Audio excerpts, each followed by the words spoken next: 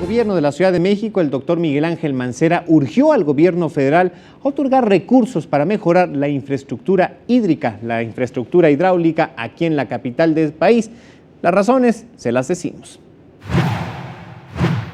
Para hacer frente a las inundaciones que se registran cada temporada de lluvias en la Ciudad de México, se requiere de una inversión para infraestructura hidráulica de 10,000 millones de pesos. Así lo señaló el jefe de gobierno Miguel Ángel Mancera al encabezar la premiación de Ingeniería 2017.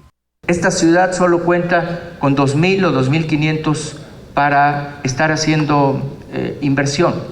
Necesitamos fuera de ese presupuesto más de 10,000 millones para que con la ingeniería mexicana logremos salvar lo que ya nos alcanzó, que es el cambio climático. Destacó que se necesita replicar la obra del túnel emisor Oriente en otras zonas de la capital, como Indios Verdes y Miramontes. Para ello, se requiere apoyo presupuestal federal. Estamos lanzando un SOS a la ingeniería, pero también a el soporte financiero de la Ciudad de México. Desde el gobierno federal se tiene que entender que no es un capricho, es una necesidad.